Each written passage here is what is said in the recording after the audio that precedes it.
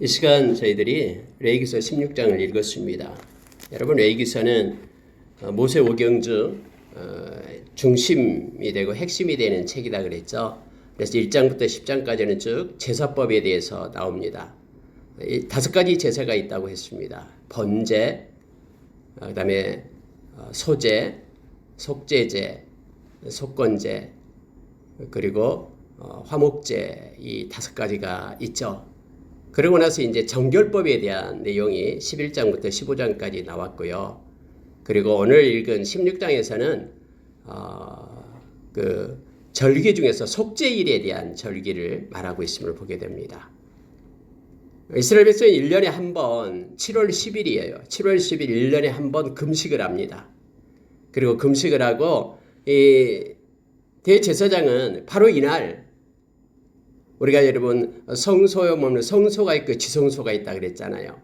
그래서 지성소에 이날 들어갑니다. 1년에 한 번 딱 지성소에 들어가요. 지성소 안에는 언약궤가 놓여져 있고 언약궤 뚜껑이 바로 속죄소예요. 그래서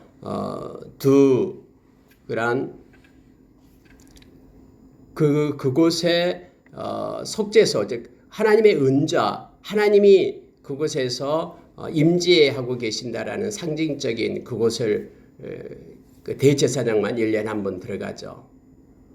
그곳에서 모든 이스라엘의 죄를 위하여 속죄 제를 드리는 바로 이날이 속죄일 1년에 한 번 있는 7월 10일에 대한 내용을 기록하고 있습니다. 근데 그 속죄하는 내용들을 보면은 참 우리 가운데 큰 은혜를 줍니다. 물론 구약에 있는 모든 것들이 예수 그리스도를 나타내고 있기 때문에요. 예수 그리스도를 이건 역시 16장에서도 상징적으로 우리에게 가르쳐주고 또 예수 그리스도의 은혜를 우리가 이 말씀 가운데서 깨닫게 됩니다. 여러분 2절을 한번 보시기 바랍니다. 16절 2절을 보면은요. 여호와께서 모세에게 이르시되 내 형 아론에게 이르라 성소에 휘장한 법궤 위 속죄소 앞에 아무 때나 들어오지 말라. 그리하여 죽지 않도록 하라. 이는 내가 구름 가운데서 속죄소 위에 나타남이니라. 하나님께서는 모세에게 이렇게 명령을 하죠. 아론에게 이렇게 가르쳐 주라라고 명령합니다. 그 이유가 뭐냐면요. 아론의 두 아들이 죽었잖아요. 왜요? 하나님 앞에 함부로 했기 때문에. 거룩하신 하나님을 경외하는 마음으로 하나님 앞에 나가야 되는데 그렇지 않고 자기 중심으로 자기 마음대로 하나님께서 명령하지 않는 다른 불을 들여서 하나님의 앞에서 그들이 죽임을 당했잖아요. 그래서 여러분 여기에 보니까요.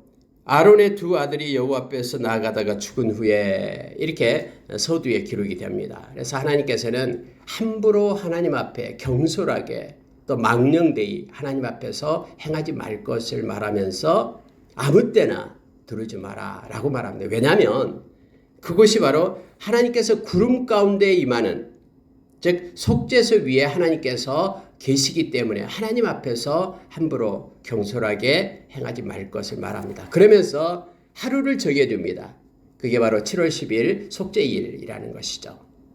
속죄일에 이제 대제사장이 어떻게 해야 될 것인가를 우리에게 가르쳐 주는데요. 특별한 일이 있습니다. 그날은 뭐냐면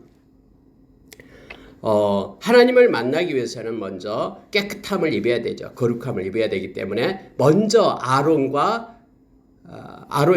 자신과 자신의 가정을 위해서 하나님 앞에 속죄제를 먼저 드립니다. 그러고 나서 이스라엘 모든 백성을 위한 속죄제를 드리는 거예요. 자기 자신을 위해서 먼저 이렇게 하나님 앞에 죄사함을 받는 그런 속죄제를 드리고 나서 백성들을 위한 그런 속죄제를 드리게 되는 것이죠. 우리가 여러분 하나님 앞에 나올 때에 가장 먼저 우리가 예수의 보혈을 힘입고 하나님 앞에 회개를 하는 것이죠. 깨끗하고 정결한 그러한 우리가 된 후에 우리는 누군가를 위하여 기도하고 또 축복하고 중보할 수 있음을 우리는 압니다. 그러니까 가장 먼저 자기 자신이 먼저 그렇게 하나님 앞에 회개를 해야 되고 죄 사함을 받아야 된다라는 것을 이렇게 가르쳐 줍니다. 디모데전서 2장에 보면은 2장 1절에 보면은 우리가 하나님 앞에 나와서 기도할 때에 간구와 또 기도와 또 도구와 그리고 하나님 앞에 감사의 기도를 올릴 것을 말해주고 있잖아요.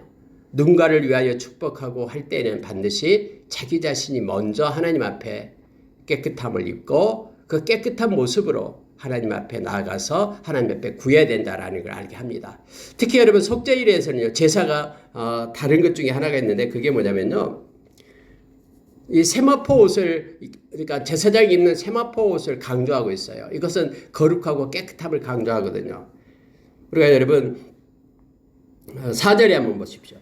거룩한 세마포 속옷을 입으며 세마포 속바지를 몸에 입고 세마포 띠를 띠며 세마포 관을 쓸지니, 이 세마포를 4번이나 강조해서 말하고 있어요. 그 이유가 뭐냐면은 이 세마포는 깨끗함, 하나님 앞에 서기 때문에 하나님의 그 언약궤가 있는, 하나님의 속죄소, 하나님의 임재가 있는 그곳에 1년에 한 번 들어가기 때문에 이렇게 거룩한 모습으로 하나님 앞에 들어갈 것을 말합니다. 깨끗이 목욕을 하고 거룩한 옷을 입고 하나님 앞에 서라라고 그렇게 말하고 있죠. 근데 여러분, 이렇게 수송아지를 잡아서 이제 먼저 자기의 죄를 이렇게 하나님 앞에 씻습니다. 그런데 특징 중에 하나가 뭐냐면요, 이 염소 2마리, 순염소 2마리를 가지고 가죠. 자, 2 염소 중에서 제비를 뽑습니다. 이게 특징이에요. 제비를 뽑는데 한 염소는 하나님 앞에 잡아서 이걸 드려요. 근데 한 염소는 산채로 쫙 광야에다 갖다 보냅니다. 이것이 바로 아사셀이라는 거예요. 아사셀을 위하여 이렇게 제비를 뽑아서 정하라라고 말합니다. 여러분, 아사셀은 어떤 뜻이냐면요, 이것은 내보내지는 염소라는 뜻이에요. 아사셀. 내보내지는 염소라고 해서요, 이 아론과 제사장이 이제 백성들의 죄를 이 순염소 머리 위에다가 안수를 하면서 정갈을 시켜요. 그리고 하나님 앞에 두었다가 이 아사셀을 갖다가 저 멀리 광야로 데리고 갑니다. 아사셀이 그 마을을 향하여, 진영을 향하여 이렇게 돌아오지 못할 만큼 먼 곳에 가서 그 아사셀을 갖다 살아서 광야로 풀어줘요. 그러한 예식이 이 속죄일 날 있게 되는 거예요. 바로 이 아사셀은, 이 염소는 이스라엘 백성들의 죄를 짊어지고 아무도 살지 않고 멀리 먼 그런 황량한 광야로 내보내집니다. 의미는 뭐냐면 백성들의 눈에 보이게끔 하는 거예요. 이 염소가 이 모든 우리 백성들의 죄를 짊어지고 저 멀리 가버렸다. 하나님께서 우리의 죄를 얘기할 때에 예수님의 보혈로 인하여 동이서에서 먼 것처럼 우리가 하나님 앞에 회개하고 나갈 때 그 죄를 사함을 받는다고 얘기했죠. 마치 아무것도 하지 않는 것처럼 깨끗하게 우리에게서 떠나서 저 멀리 없어진 것처럼 이것을 시각적으로 이렇게 보여주면서 백성들로 하여금 너희들의 모든 죄가 사해졌다라는 것을 나타내주고 있는 것이죠. 여러분, 우리가 예수님은 세상 죄를 지고 가는 어린 양을 보라라고 세례 요한이 그렇게 외쳤잖아요. 예수 그리스도로 인하여 우리의 모든 죄가 다 떠났다라는 것을 이 아사셀을 통해서 나타납니다. 아사셀은 살아있는 채로 보내는 그런 하나님께 드리는 희생 제물이었죠. 자, 여러분, 이제 1년에 한 번 이 지성소로 들어가서 이 제사장은 깨끗하게 이제 자기가 속죄제를 드리고 또 깨끗한 옷을 입고 들어가서 분향을 먼저 합니다. 분향단에서, 성소에 있던 분향단에서 향로를 가져다가 향기로운 향을 넣고 들어가서 속죄제 앞에서 이렇게 제사장이 혼자 들어가서 이렇게 분향을 해서 그것을 이렇게 분향 연기로 가득 채우게끔 합니다. 그러고 나서 이제 속죄제로 드렸던 그러한 피를 가지고 동쪽에다 뿌리고 또 앞에서 7번 뿌려가지고 하나님 앞에 내가 제사함을 받았다라는 것을 나타내주고 있습니다. 그래서 완벽하게 제사함을 받았다라는 것을 7번 뿌려서 나타나죠. 예수 그리스도의 보혈로 인하여 하나님 앞에 나가서 우리가 제사함 받았다라는 것을 지금 그림자로 나타내주고 있는 것이죠. 그래서 성경은 히브리서에서 너희는 예수 그리스도의 보혈을 힘입고 하나님의 보좌로 나아가라, 지금 이 얘기거든요. 이 내용을 알지 못하면은 아니 예수의 보혈을 힘입고 하나님 앞에 나간다는 게 무슨 뜻일까라고 우리가 궁금해할 수 있잖아요. 그런데 때를 따라 은혜를 주시는 은혜의 보좌 앞에 긍휼을 베푸시는 하나님의 보좌 앞에 우리가 나갈 수 있는 것은 이게 대제사장이 지성소 하나님의 이 보좌가 있는 곳, 이 언약궤가 있는 곳으로 그렇게 피를 가지고 나가서 하나님 앞에 설 수 있었듯이 히브리서 4장 16절, 15절, 16절의 말씀처럼 예수님의 보혈을 힘입고 하나님의 임재가 있는 하나님 앞에 우리가 나간다라는 거예요. 그러면 우리가 어떻게 나갑니까? 오늘날에는 우리가 기도로 나가는 거예요. 하나님 앞에 나와서 기도하면서 기도로 하나님의 보좌로 나가는 것입니다. 그런데 하나님 앞에 담대히 설 수 있는 것은 예수 그리스도가 십자가에서 그의 피로 인하여 우리의 모든 죄를 사해 주셨다라는 그런 믿음을 가지고 하나님 앞에 서는 거예요. 이 믿음이 없이는 하나님 앞에 나갈 수가 없죠. 예수님의 보혈을 힘입지 않고서는 우리가 의로운 자가 될 수 없기 때문에 예수님의 보혈을 힘입고 의로운 자 되어 하나님의 긍휼의 보좌 그리고 은혜를 베푸시는 보좌 앞에 나가서 하나님을 아뢰고 하나님과 교통하고 하나님과 교제하고 하나님의 마음과 뜻을 받고 우리가 기도로 이렇게 나갈 수 있음을 성경은 이 말씀을 통해서 더 깊게 우리에게 가르쳐 줍니다. 16절에 보면은요, 곧 이스라엘 자손의 부정과 그들이 범한 모든 죄로 말미암아 지성소를 위하여 속죄하고 또 그들의 부정한 중에 있는 회막을 위하여 그같이 할 것이요 그 지성소에 속죄하려 들어가서 자기와 그의 지방과 이스라엘 온 회중을 위하여 속죄하고 나오기까지 누구든지 회막에 있지 못할 것이며 회막 안에 있을 수가 없어요. 제사장이 나올 때까지는 제사장만 대제사장만 그곳에 나가서 하나님께 죄를 이렇게 속죄해서 이 제사를 드리고 나오는 거예요. 그리고 살아서 대제사장이 나올 때 이스라엘 백성의 모든 죄가 사해지는 거예요. 그래서 그 후로 이제 회막에 제사장들이 들어올 수가 있습니다. 아무도 들어올 수가 없어요. 대제사장만 그곳에 들어가서 이러한 일들을 이러한 사역을 행하게끔 성경은 되어 있죠. 우리의 모든 죄를 예수님께서 십자가 재단에서 해결해 주신 것은요. 다른 어떤 사람의 도움도 받지 않았습니다. 오직 예수만이 오직 예수님만이 홀로 우리의 죄짐을 다 해결하시고 당신의 피를 흘려 또 당신이 대제사장이 되어서 멜기세덱 대제사장이 되어서 당신이 제물이 되고 하나님 앞에 온전히 단번에 영원히 그렇게 우리의 죄값을 지불하셨음을 우리가 기억하길 원합니다. 그래서 우리가 받은 구원은요. 0.00001%도 우리가 보탠 것이 없습니다. 천적인 불가항력적인 우리 주님의 은혜로 우리가 죄사함을 받는 것입니다.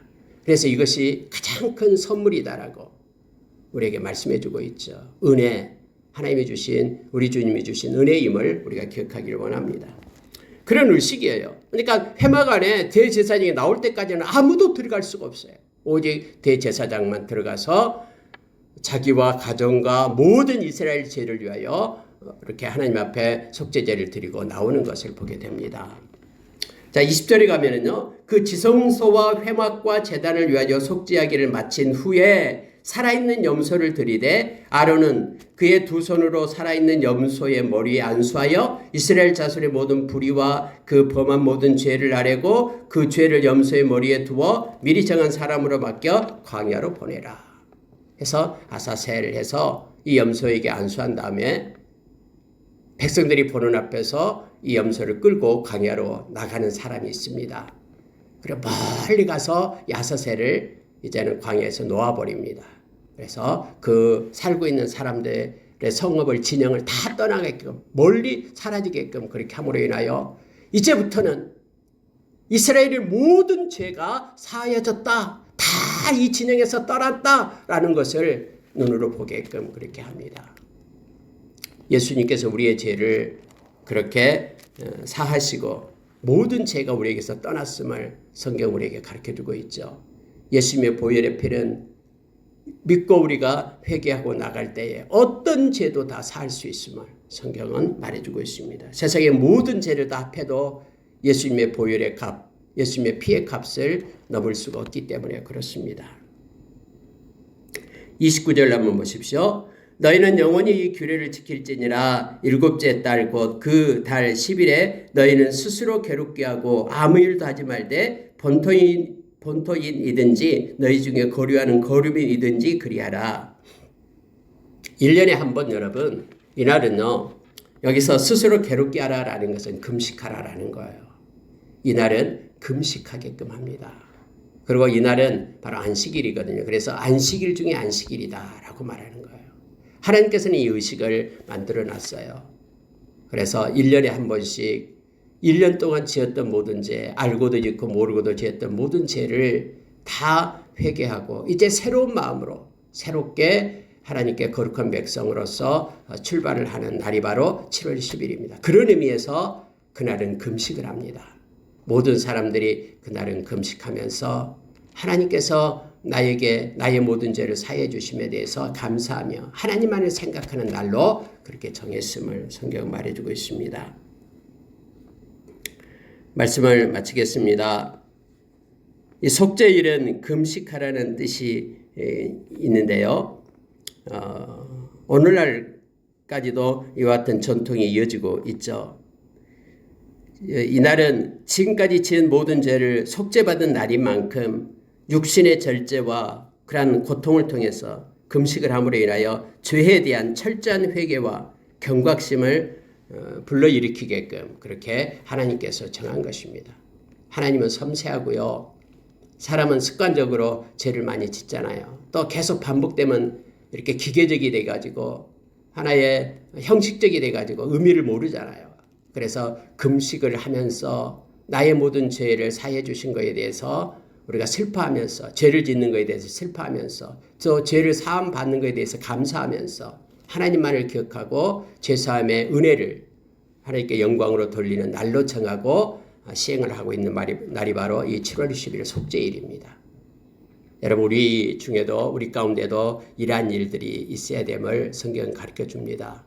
계속해서 막 반복되고 있으면 잃어버려요. 그러나 우리가 어떤 날을 정해서 그날 나의 죄를 사해 주신 우리 주님의 은혜에 감사하면서 하나님께 영광 돌리는 그런 날이 있어야 됩니다. 그래야지만이 십자가의 은혜가 더 크게 우리에게 다가오며 하나님만이 나의 죄를 사해 주셨다라고 우리가 고백하면서 감사로 기쁨으로 살아갈 수 있습니다. 우리의 삶 가운데도 정해진 날은 없지만 하나님과 나와의 관계 속에서 나의 죄를 사해 주신 하나님께 감사하며 또 우리에게 특히 자유를 준 이 아사셀을 통해서 죄로 묶여있던 우리가 이제는 자유함을 얻었다라는 것을 상징적으로 나타내 주고 있습니다. 히브리서 2장에서 예수님께서 십자가로 인하여 우리를 얽어매고 끌고 가던 죄의 줄을 끊고 우리에게 자유를 주셨어요.